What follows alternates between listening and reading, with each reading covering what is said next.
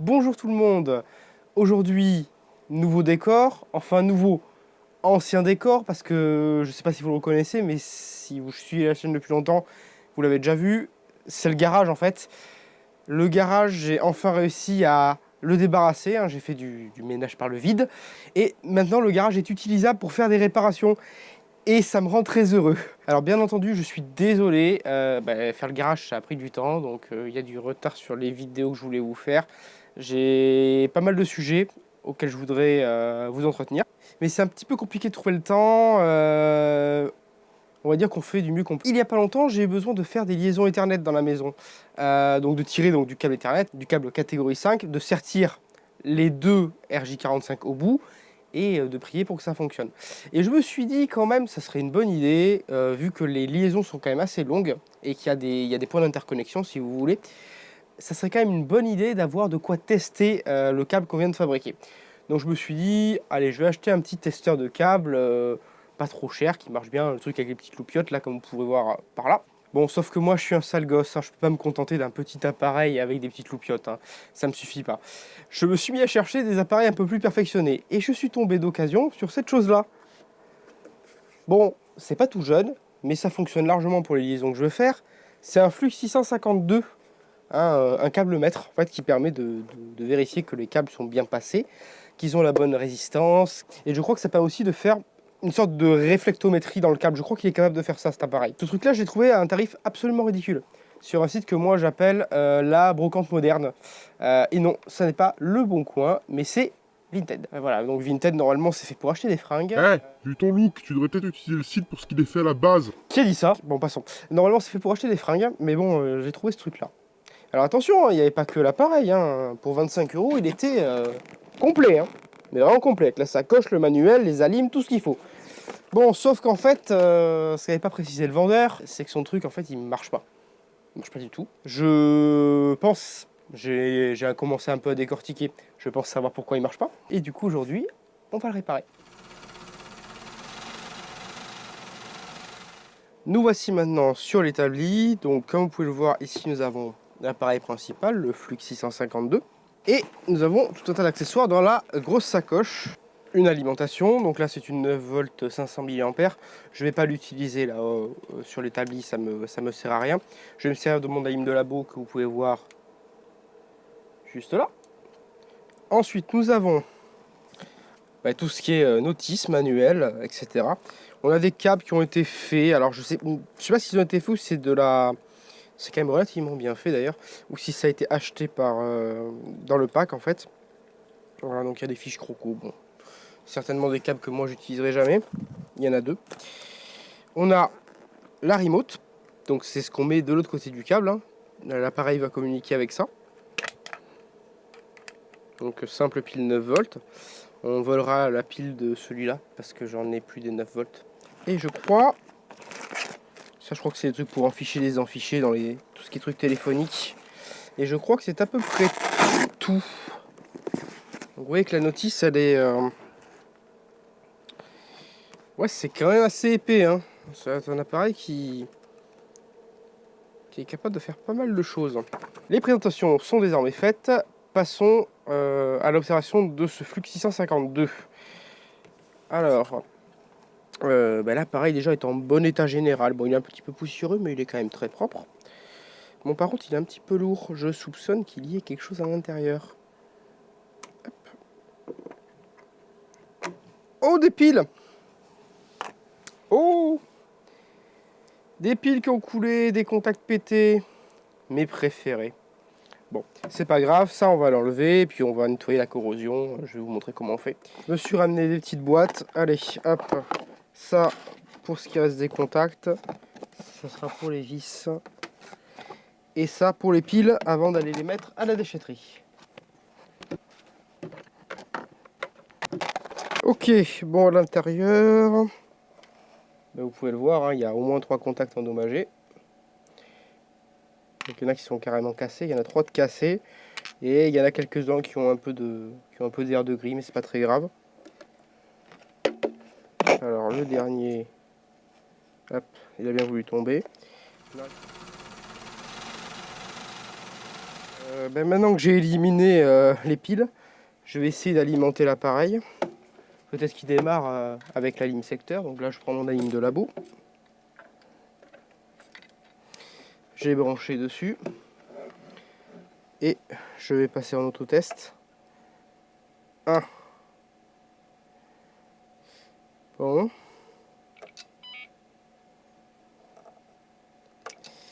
Eh bien, on n'a que la moitié de l'écran qui fonctionne.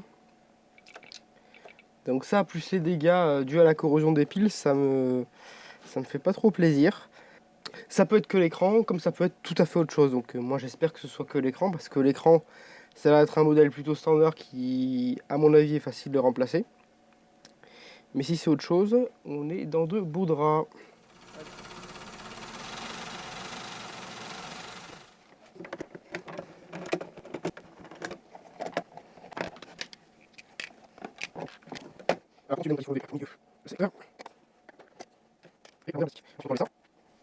On va retirer la carte du reste, si c'est bien démontable, hein.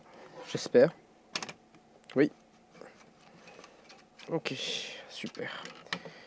Bon, c'est relativement propre. Je passerai un petit coup de brosse, mais bon, c'est quand même très propre. Ok, étendue des dégâts. Bon, ben sur cette face, pas tant de dégâts que ça. Franchement, ça va. De l'autre côté, à part les contacts qui ont l'air d'avoir morflé, c'est pas non plus... ça n'a pas l'air si terrible. C'est en relativement bon état. Il y a cet écran qu'on va pouvoir retirer. Alors, je pense que c'est un de ces écrans très standards basés sur un microcontrôleur Hitachi. Donc, c'est les mêmes écrans qu'on peut trouver dans des kits Arduino. Et ce qui est bien avec ces écrans, c'est qu'ils sont plus ou moins interchangeables. Ici, là, j'ai un écran qui est, vous le voyez, quand même bien plus large, qui est même pas la bonne couleur, mais qui est bien plus large. Il a quelques caractères de plus et il a autant de lignes. Cet écran-là, si je le branche ici, il répondra quand même. C'est-à-dire que je verrai quand même toutes les informations. Ce sera peut-être décalé, hein, parce que le logiciel de cette machine-là n'a pas prévu qu'il y ait autant de caractères par ligne, mais on aura quand même les informations. Si toutes les informations apparaissent, on peut en déduire assez raisonnablement que la machine fonctionne et que c'est juste un problème d'écran. Bon allez, on démonte l'écran. Alors l'écran est monté sur cette série de connecteurs en 2,5 en 4 mm. On peut l'enlever. Ok, donc il y a un connecteur femelle à l'arrière. C'est ce que je vous disais, hein, c'est un microcontrôleur Hitachi qui a derrière l'écran.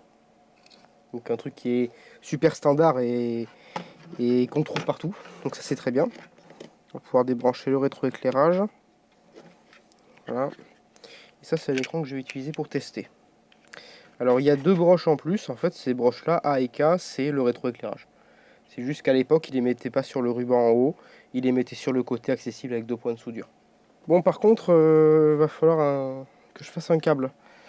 Parce que moi, c'est du mal des deux côtés. J'ai fait le câble. Bon, j'ai juste utilisé du câble de prototypage qu'on peut trouver dans les kits Arduino, hein, rien de bien méchant. Je viens de penser à un problème qu'on pourrait avoir. Le contraste, qui serait peut-être pas le même, parce que comme c'est pas les mêmes écrans, c'est pas les mêmes valeurs de contraste. Dans le pire des cas, je pense qu'on arrivera quand même à dire quelque chose. Allez, je vais brancher. Et on va tourner le bouton. Ah, on y voit, mais c'est pas super clair. Ah si, là vous voyez quelque chose. Feedback. Ah, vous voyez mieux que moi même. Vous voyez, feedback, not connected.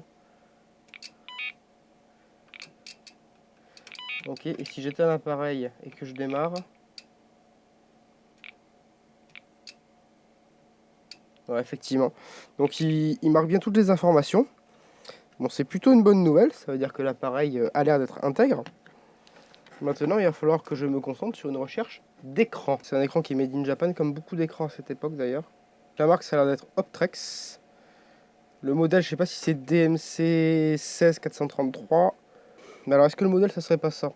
PWB 164 33D-CEM 9M. Bon, bah écoutez, ce que je vais faire, c'est que je vais mettre ces informations-là dans un moteur de recherche et je vais tenter d'acheter la pièce qui va bien. Nous sommes près de 2 semaines plus tard et j'ai enfin reçu l'écran que j'ai commandé.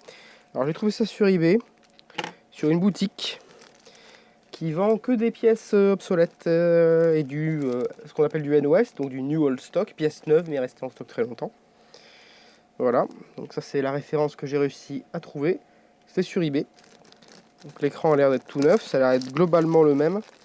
Mis à part que la personne dans la boutique avait sûrement faim parce qu'ils lui ont coupé les oreilles. Voilà. Comme un petit beurre, hein, on a mangé les coins. C'est assez spécial, bon. Sinon, à part ça, l'écran, il est tout neuf, il a l'air d'être en très bon état. Les seules différences entre ces deux écrans, c'est que cet écran-là, il a plus ses oreilles. C'est un peu dommage. J'arriverai quand même à le fixer, je pense. Il y a un moyen avec une petite rondelle d'arriver à faire quelque chose de correct. Par contre, sur celui-là, il y a ici, en haut, le connecteur qu'il va falloir retirer. Également le connecteur pour le rétroéclairage. Alors, pour pouvoir retirer ce connecteur-là, généralement, retirer ces connecteurs-là, c'est quand même assez compliqué. Mais dans mon cas, je pense que ça va être relativement facile parce que j'ai cette chose, la ZD915, qui est une station de dessoudage par aspiration, qui est un achat que je vous recommande. J'ai mis longtemps avant d'en acheter une, mais c'est tellement pratique. Donc on va le mettre en chauffe. Allez, on va essayer de dessouder ça. Alors c'est facile, hein. Ici vous avez l'endroit où ça chauffe. Au milieu c'est percé. Quand vous appuyez sur la gâchette, ça aspire de l'air, comme ça. Et donc du coup la soudure que vous avez fait fondre sur le devant, elle se retrouve aspirée et collectée dans le réservoir.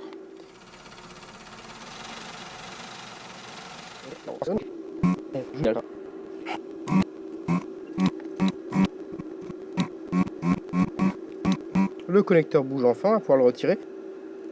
Tac. Et voilà le connecteur qu'on a réussi à récupérer. Et vous voyez d'ailleurs que c'est quand même... Enfin, la récupération est quand même très propre. Il n'y a pas vraiment de traces. C'est plutôt pas mal. Ce que je vais faire, c'est que maintenant je vais dessouder ici. Donc on va arrêter celle-ci, on va démarrer celui-là. Le fer à souder est chaud. On va débrancher donc le rétroéclairage. Alors, il faudra juste que je me rappelle qu'on est branché dans ce sens-là en fait. Voilà. Lui, il dégage. Et lui, il revient. Voilà, c'est tout soudé. On va pouvoir retester dans l'appareil. Voilà la carte de l'appareil qu'on avait démontée la dernière fois. L'écran que je viens tout juste de ressouder. Il y a encore le plastique dessus. Nickel. Là, c'est branché. J'ai toujours mon alim de labo qui est prête. Et on va brancher en haut. Et ensuite, on va tourner le rotateur. Oh! Si c'est pas beau ça, regardez. C'était bien que l'écran.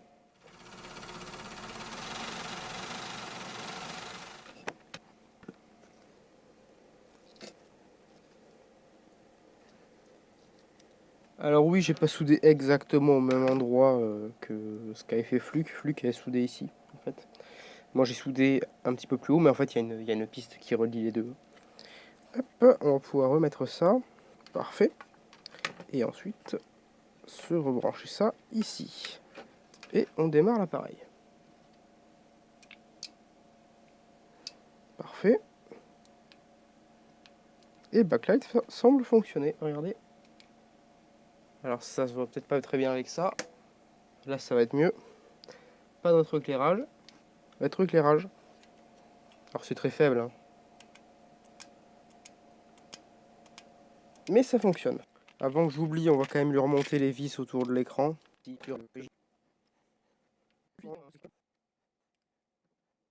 Voilà une bonne chose de faite. L'appareil semble fonctionner correctement. On verra plus tard dans les tests plus poussés si c'est vraiment le cas. Mais déjà, le principal problème qui était l'écran est résolu. Maintenant, ce que je voudrais faire, c'est m'attaquer à toute la corrosion et aux contacts endommagés qu'il y avait au niveau du boîtier à piles. On a des piles qui ont coulé. Ces piles qui ont coulé, l'électrolyte qu'il y a dans la pile a attaqué les contacts des piles, peut-être un petit peu la carte. On va démonter les contacts endommagés, les nettoyer, éventuellement les réparer ou les remplacer. Et ensuite, on retestera l'appareil avec des piles et également avec le petit boîtier récepteur qu'on a vu au début.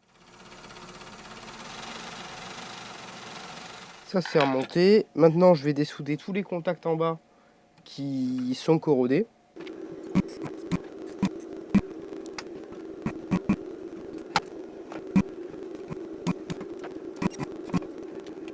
On va pouvoir s'attaquer au retrait de la corrosion sur les contacts. Et pour retirer la corrosion due aux piles, un truc qui fonctionne plutôt bien et qui est tout bête, c'est ça, du vinaigre. Donc ce que je vais faire, c'est que je vais plonger tous les contacts dans mon bac à ultrasons avec un tout petit peu de vinaigre. Ensuite je referai un passage avec de la flotte pour pouvoir neutraliser l'acidité du vinaigre. On met un peu de vinaigre. On ajoute les contacts. Et là vous allez voir l'effet direct du vinaigre. Voilà. Toutes les petites bulles. Ensuite on met en marche le bac à ultrasons pour une durée de 4-5 minutes. Juste pour que ça déplace la crasse en fait.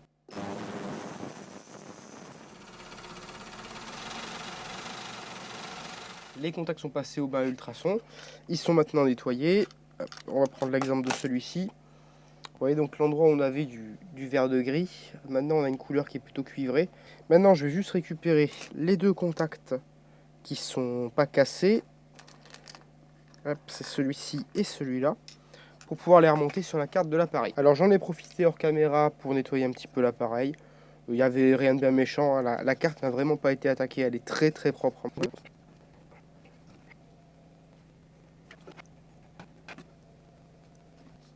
Voilà nos deux contacts ressoudés. Donc les soudures c'est facile, c'est là où ça a l'air neuf, ici et là. Il me reste donc 3 contacts à réparer. Alors pour réparer les contacts, je pense que ça va être un petit peu compliqué. Déjà il faut trouver qui est quoi. Je savais bien que ce petit lot de pinces croco me serait utile un jour. Donc là on va essayer de faire une brasure. Sur l'arête qui est ici, alors vous ne la voyez pas beaucoup, mais c'est bien cassé entre les deux parties. Je peux peut-être vous le montrer hein, à la limite. Voilà.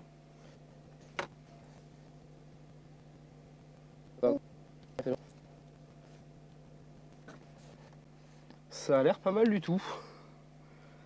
Je m'y attendais pas trop. C'est un peu sur le côté, mais bon. Et surtout, est-ce que ça a la... Ah, ça a le ressort que j'attendais. Pour un truc qui a été brasé rapidement, voire même très rapidement, c'est pas mal du tout. J'ai récupéré les contacts réparés. On va les monter sur la carte. Et puis après, on mettra la carte dans la partie basse du boîtier pour voir si ça fonctionne.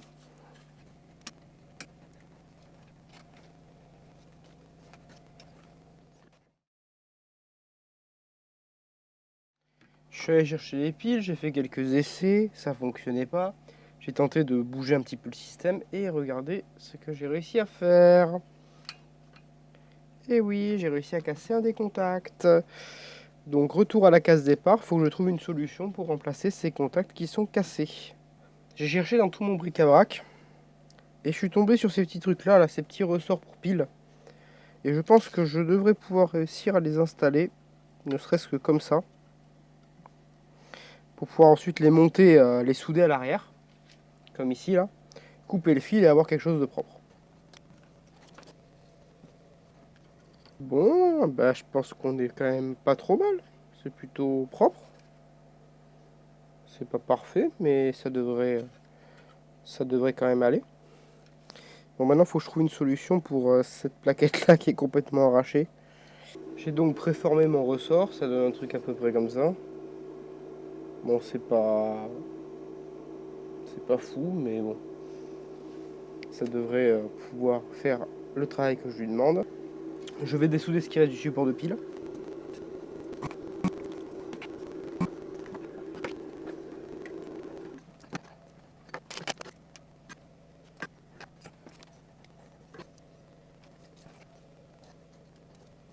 Bon, bah voilà ce que j'ai fait. Hein. Globalement, j'ai pris mon contact à ressort que j'ai déroulé ici, je l'ai soudé en bas sur un point.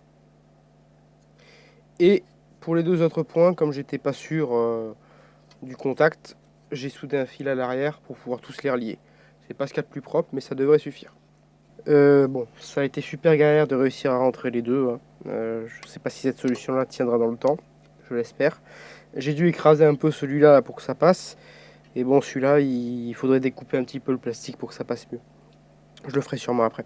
Donc là, tous les contacts sont remis, on va pouvoir remettre des piles. Ça a l'air de pas trop mal marcher là, celui-là et celui-là. Et c'est pas mal non plus. Hein. Et on a l'appareil qui s'est allumé, bon, parce que l'interrupteur n'était pas sur la bonne position, mais il s'allume. Parfait.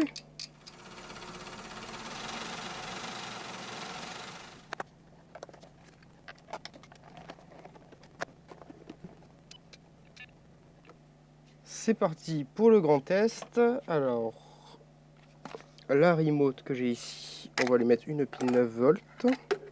J'ai récupéré dans ma boîte à câble Ethernet un câble Ethernet complètement au hasard. Il est assez long, je crois qu'il fait une dizaine de mètres celui-là. Bon, apparemment, ça a l'air d'être un câble totalement droit. Wire map. Donc ça m'affiche la même chose qu'ici.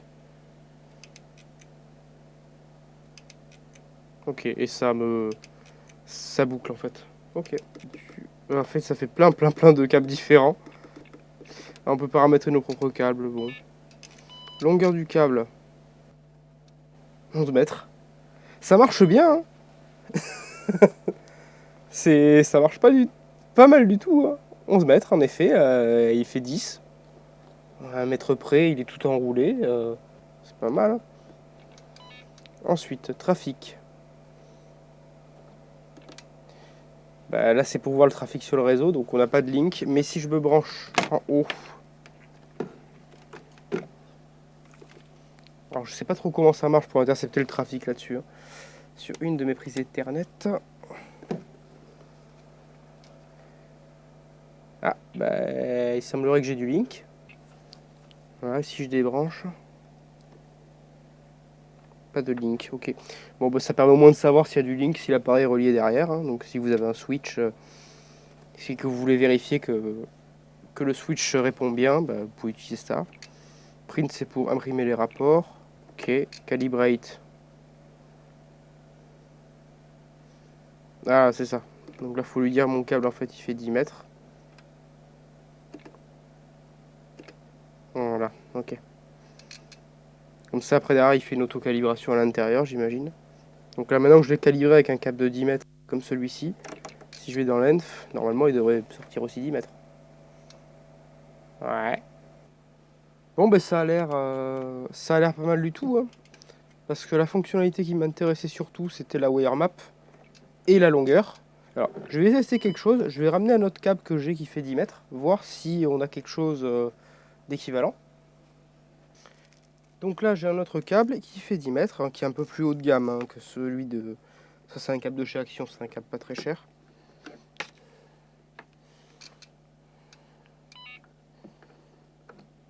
Donc ici, je me branche. Je branche le réflecto. Je branche la charge de l'autre côté.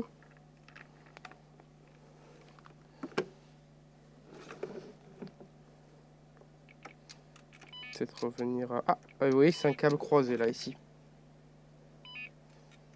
C'est pas mal, hein. Ça vous dit vraiment les caractéristiques du câble. Donc ce câble-là est croisé. Et au niveau de la longueur, 10 mètres. C'est ça, il trouve bien 10 mètres. Faudrait que j'essaie avec un câble plus court. J'ai réussi à trouver un câble qui fait 1 mètre. C'est un de ces câbles qui était livré avec les free plugs, là, si vous êtes chez Free. Donc il y a un câble Ethernet accolé à un câble d'Alim.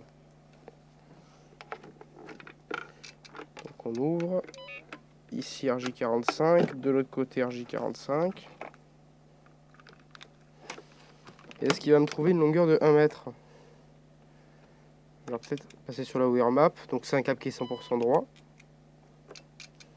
Et sur la longueur, inférieure à 6 mètres. D'accord. Donc il n'est pas capable de dire ça, c'est un câble qui fait 1 mètre. Ok. Donc c'est vraiment utile pour les grandes longueurs. Non, c'est pas mal du tout. Je pense que ça va me servir très prochainement.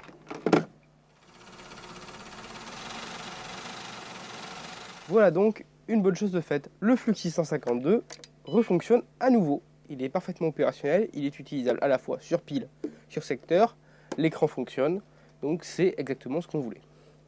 En tout cas, cet appareil-là, il va bientôt me servir, il va pas mal me servir parce que ça me permettra de vérifier mes longueurs de câble, qu'elles sont bien bonnes, que je n'ai pas croisé les prises, que j'ai pas un fil coupé au milieu, donc ça va être plutôt pratique pour moi. En tout cas, j'espère que cette vidéo vous a plu, que vous aurez appris des choses. Si ça vous a plu, n'hésitez pas à laisser un pouce vers le haut, également à vous abonner, ça coûte rien et ça aide vraiment la chaîne. Si vous avez un commentaire, laissez-le en bas dans la barre des commentaires, et je vous dis à la prochaine pour une prochaine vidéo.